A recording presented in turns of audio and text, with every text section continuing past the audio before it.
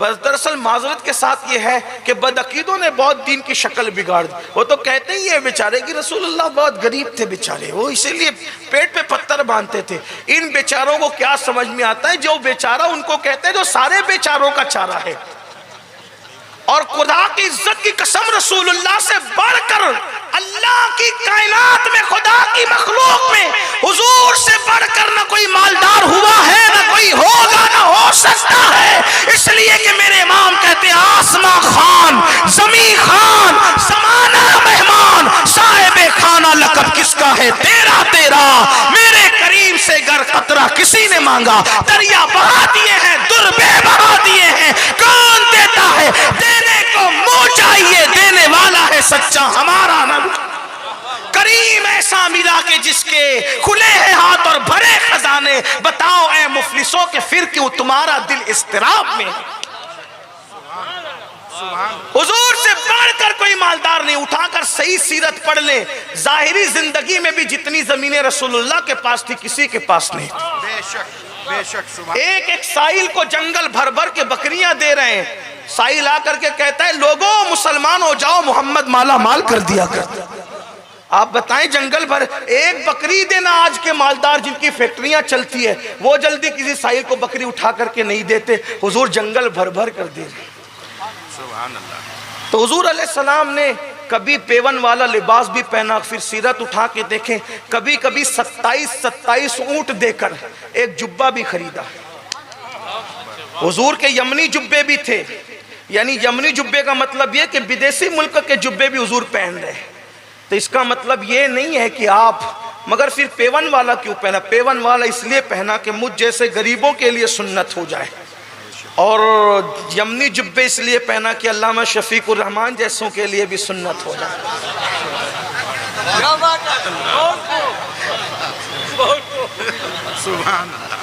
भाई मेरी गुर्बत पर सुन्नत का पर्दा डाल दिया। अमीनुल कादरी फटा हुआ पहन के आए तो कोई गुर्बत का मजाक ना उड़ाए, बल्कि कहे कि देखो कितना प्यारा बंदा है, महबूब की सुन्नत पे अमल कर रहा है। और अल्लामा शफीकुर रहमान कीमती पहन के आए तो कोई मगरूर ना कहे कि कितना प्यारा बंदा, ये भी सुन्नत पे अमल कर रहा है। क्योंकि नबी जैसे गरीबों के नबी है वैसे वो मालदारों के भी नबी। हुजूर ने दोनों के लिए सुन्नत बना। सत्तू पे वलीमा इसलिए किया कि गरीबों के गुर्बत पे सुन्नत का पर्दा आ जाए, और बकरी का गोश्त खिला के वलीमा इसलिए किया कि मालदारों को भी उसवा नसीब हो जाए। तो करते वक्त, निकाह करते वक्त अल्लाह से बैंड बाजा नहीं बजाना, डीजे नहीं बजाना, पटाखे नहीं फोड़ना। पटाखे नहीं फोड़ना। लोग कहते पटाखे इसलिए फोड़ते कि निकाह का ऐलान कर रहे हैं, ये ऐलान बचा था। बल्कि मैं तो कहता हूं कि शायद तुम बता रहे हो जैसे जहां से लाए हो वहीं खर्चा कर रहे हो। कहीं ऐसा तो नहीं है? लोगों के दिलों को आग लगा लगा करके कमाया है, तो अब यहां भी आग लग रही है। ऐसा मत करो, अपने माल को आग न लगाओ। पटाखे का हमारे यहाँ क्या तस्वूर है, ऐसा नहीं होना। बल्कि बड़ी माजरत के साथ दिल जलता है। लोग तब तो मिलादुन नबी में भी पटाखे फोड़ रहे हैं। कितने अफसोस की बात है। रहमतुल लिल आलमीन की आमद के वक्त ये खुराफात, उलमा अहले सुन्नत ने कभी खुराफात की न तायीद की है न कर सकते। जितना शरीयत इजाज़त देती है कहीं भी उतना ही करो, उससे ज़्यादा मत करो। जितना बुजुर्गों ने इजाज़त दी उतना ही करो, उससे ज़्यादा मत करो। फिर बेटी का रिश्ता भी करो तो मैं बेटे का रिश्ता भी करो। देखो अल्लाह से डरते हुए एक बात कहता हूँ, आज हर आदमी रट लगाता है बिटिया को रिश्ता नहीं आता, बेटे को नहीं आता। क्यों पड़े हुए हो कि बिरादरी में आए तो देंगे? क्यों पड़े? मुसलमान है, कोई आर वाला मामला नहीं है, दे दो। सिर्फ इतना देखो कि मोमिन है कि नहीं, ईमान वाला है कि नहीं। हर आदमी अपनी बिरादरी लेके बैठा है, जबकि मेरे आका ने फरमाया कुल्लुकुम मिन आदम व आदम मिन तुराब। तुम सब आदम की औलाद और अल्लाह ने आदम को मिट्टी से पैदा किया।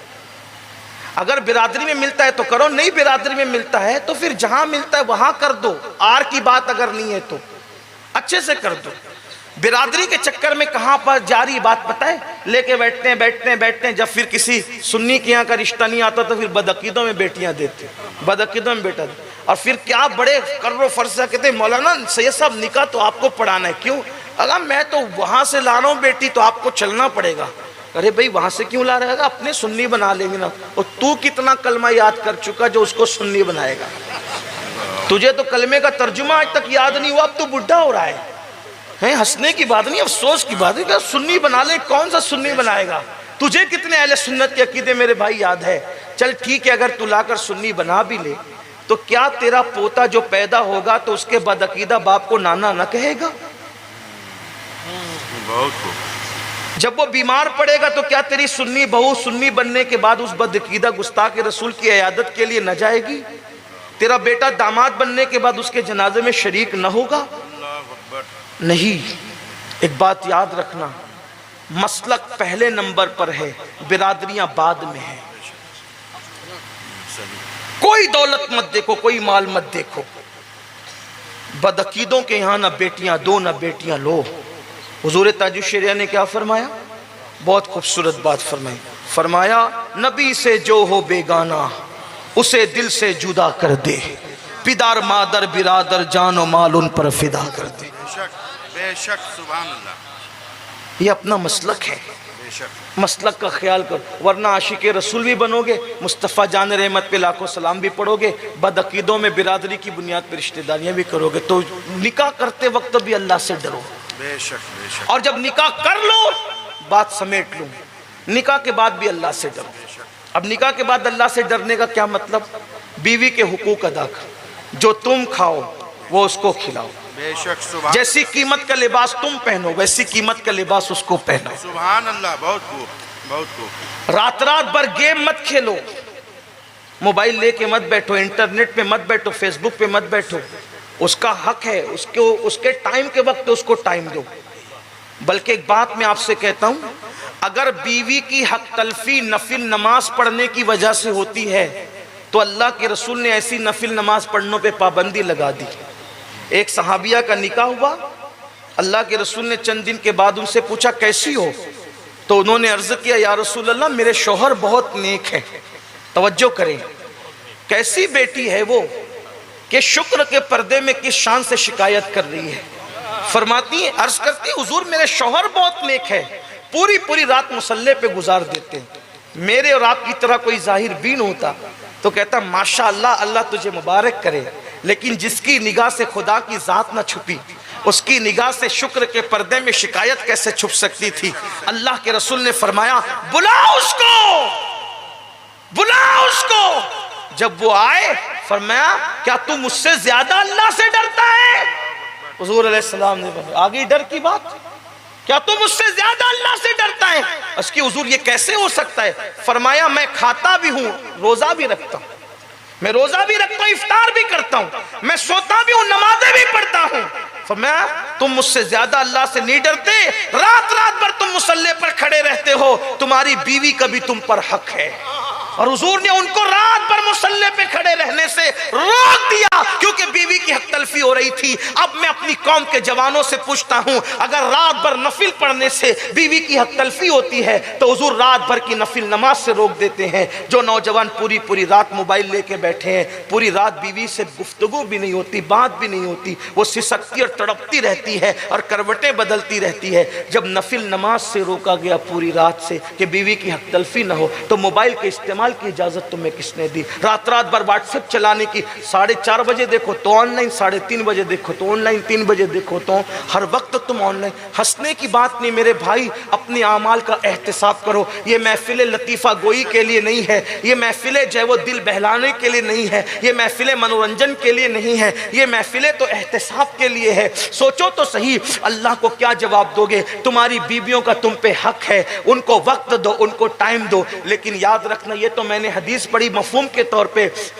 आजकल ये भी शिकायतें सुनने में आ रही है कि शादीशुदा औरतें भी जब वो नाजायज़ ताल्लुकात का शिकार हो रही है। इसमें कसूरवार मैं मर्दों को मानता हूँ, क्योंकि जो शौहर अपनी बीवी को टाइम नहीं देते, जो बीवी को वक्त नहीं देते, फिर एक वक्त आता है शरीफ होती है तो सब्र कर जाती है, चंचल होती है, बाकपन होता है, और फिर बेबाकी होती है तो कदम कहीं ना कहीं उठने लगते हैं। इसलिए मेरी गुजारिश है अपनी ख़वातीन को टाइम दो। हम तो अल्लाह के रसूल अलैहिस्सलाम को देख रहे हैं, मेरे आका अलैहिस्सलाम तो सफ़र भी अज़वाज मुतहरात के बगैर नहीं करते थे। हुजूर का कोई सफ़र अज़वाज मुतहरात के बगैर आपको नज़र नहीं आएगा। सफ़र हज में सबको साथ ले गए। जंग के सफ़र में भी बाज़ाब्ता कुरा डाला जाता था, साथ में कौन सी उम्मुल मोमिनीन जाएगी। कितनी हैरत की बात है, हुजूर सफ़र जंग में भी, जिहाद के सफ़र में भी अज़वाज के बगैर नहीं जा रहे हैं। और हमारा हाल ये, एक ही बिस्तर पे वो लेटे हम बैठे हुए हैं, कोई हमारा ताल्लुक नहीं है। सोचो कैसी आग लगेगी, कैसा तूफान होगा, किस तरीके से जो है वो मामलात होंगे। मेरे आका अलैहिस्सलाम के प्यारे दीवानों, इसलिए शादी के बाद भी अल्लाह से डरो। भरपूर वक्त दो अपनी औरतों को, लेकिन वक्त किस तरीके से दो, जैसे हुजूर ने दिया। सीरियल देख करके टाइम मत दो। कुछ लोग तो फख्र से कहते हैं मौलाना घर में तो मेरी इतनी धाप है, जैसे मेरे जूते की आवाज आती है मेरे बच्चे दबक जाते हैं, मेरी बीवी तो मुंह उठा करके देख नहीं सकती। मैंने कहा तू शौहर नहीं, तू जालिम है, जालिम है, तू बहुत बड़ा जालिम है। हलाकू चंगेज खान तेरे पीछे है और तू उनके आगे है। कहा वो कैसे? मैंने कहा वो शौहर नहीं जिसको देख करके बीवी दबक जाए, जिसको देख करके बच्चे दबक जाए। तू जा करके डांट रहा है, जुल्म कर रहा है, ज्यादती कर रहा है, इसलिए खौफ और दहशत का माहौल है। ऐसे घर में फिर औरतें तमन्ना करती है कि कोई काम आए, बेचारा जल्दी घर के बाहर जाए। बच्चे तमन्ना करते कोई काम है, अब्बू जल्दी से बाहर जाए। लेकिन ये इस्लामी शौहर नहीं होता। इस्लामी शौहर वो होता है कि वक्त हो तो बीवी इंतजार करे, मेरे गुलिस्तां का गुल किस तरह मेरी खुशियां लेकर के मेरे आंगन में जलवगर होगा। कब वो आएगा कि दिल मुस्कुराएगा, जबान पे अल्लाह अकबर मोहब्बतों के जुमले आएंगे और खिलखिला करके दीवार शिकन कहने लगेंगे। ये तबीयत होती है। बच्चे तमन्ना करें अब्बू कब आएंगे, तो उछल उछल कर बाप के सीने पर छलांग लगाएंगे। ये घर का माहौल होता है। अल्लाह के रसूल अलैहिस्सलाम के घर का माहौल ये था कि मेरे आका अलैहिस्सलातु व तस्लीम उम्मुल मोमिनीन सैयदा आयशा से कहते थे, आयशा जरा जमाने जाहिलियत का वो फुला शायर था ना, उसने वो शेर का था, जरा वो सुनाओ पढ़ करके। अम्मा आयशा पढ़ करके सुनाती थी। कभी सफर में ये होता था, फरमाते थे चलो आज हम दौड़ लगाएंगे, और उम्मतुल मोमिनीन के साथ हुजूर हालत सफर में कभी दौड़ लगाते थे, कभी वो आगे निकल जाती थी, कभी हुजूर आगे निकल जाते थे। जिसके आगे जिब्रील ना निकल सके, मेरे इमाम कहते हैं थके थे रूहुल अम्मी के बाजू, कहाँ वो दामन कहाँ वो पहलू, रिकाब छूटी उम्मीद टूटी, निगाहे हसरत के वलवले थे। जहाँ जिब्रील के पर थकते हैं, वो रसूल अज़वाज पाक के दिल को खुश करने के लिए पीछे होके उनको आगे कर देते हैं और फरमाते हैं पहले हम आगे निकले थे, आज तुम आगे निकल करके बराबरी हो गई। सोचो तो सही उनकी मुस्कुराहटों का, उनकी तबीयतों का आलम क्या होता होगा। आका अलैहिस्सलाम अज़वाज पाक को अलकाबात से पुकारते थे, उम्मुल मोमिनीन अम्मा आयशा, कभी हुमैरा, बल्कि हुजूर कभी उनसे नहीं लड़ते थे, कभी डांटते नहीं थे। अज़वाज पाक कहती हैं हुजूर ने किसी बीवी को डांटा ही नहीं, बल्कि हम लोगों का हाल ही होता था, खुद ही लड़ती थी, खुद ही नाराज होकर बैठ जाती थी। लेकिन हुजूर की शांति के हुजूर हमें मनाने के लिए आया करते थे। पता चला मर्दों का काम रूठना नहीं है, रूठना औरतों का काम है और मनाना मर्दों का काम है। मनाना मर्दों की शान है। और फरमाती है आका मुझसे कहते हैं आयशा जब तुम मुझसे नाराज होती है तो मुझे पता चल जाता है। मैंने पूछा कैसे पता चलता है, तो आका ने फरमाया जब तू कहती है ना रब्बे मोहम्मद ने ऐसा किया, रब्बे मोहम्मद ने ये किया, रब्बे मोहम्मद ने वो किया, समझता हूँ कि तू बहुत खुश है।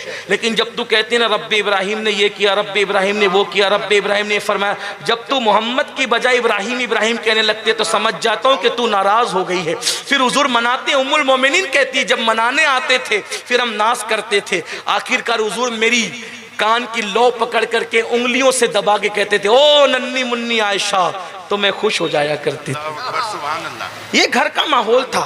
आज घर के अंदर तूफान बपा कर रखे, यानी सीरियल देख के जिंदगी गुजार रहे हो। एक आखिरी बात अर्ज करूं, हुजूर के घर का माहौल कितना खूबसूरत था, तसव्वुर नहीं कर सकते आप, तसव्वुर नहीं। आजकल तो ये हाल है दकियानुसियत का, जब तक घर के मर्द नहीं खा लेंगे उस वक्त तक औरतें नहीं खाएगी। अगर औरतें खा ले तो बेअदब है ना, यही है, ऐसा ही है। हाँ, मर्द का जूठा औरत खा सकती है और बीवी का जूठा मर्द कभी नहीं खा सकता, वरना उस पर पता नहीं वो बूढ़ी औरतें पर कितने फतवे दागेगी, खुदा की कसम पता नहीं, उसका हाल ही अलग है फिर। मगर आपको बताऊं उम्मुल मोमिनीन सैयदा आयशा फरमाती हैं जब कभी कटोरे में दूध होता और दूध आता तो हुजूर पहले मुझे पेश करते, मैं पीती, फिर मेरे लबों की निशानी देख करके मैंने कहाँ से पिया है, फिर हुजूर उसी को देखकर वहीं पे होठ रख के वहीं से नोश फरमाते। जब मैं हुजूर के साथ खाना खाने के लिए बैठती तो मेरी उंगलियों का निशान देख देख कर हुजूर वहीं से खाना उठाते। फिर कभी कोई गोश्त की बोटी होती जो कम गली हुई होती, हुजूर कहते पहले तुम खाओ, और फिर मैं वहां से नोच करके खाती, और फिर मैं हुजूर को बचा कर देती, फिर हुजूर वहां से नोच करके खाते। ये मोहब्बतों का आलम था। मैं सोचता हूँ शायद जितने बैठे हो गए हैं कोई इसका तसव्वुर नहीं कर सकता। अगर आप में से कोई करता है तो मैं उसको सलाम करता हूँ। अल्लाह हम सबको अमल की तौफीक दे। गुफ्तगू के दरमियान कोई गलती है तो अल्लाह माफ़ फरमाए।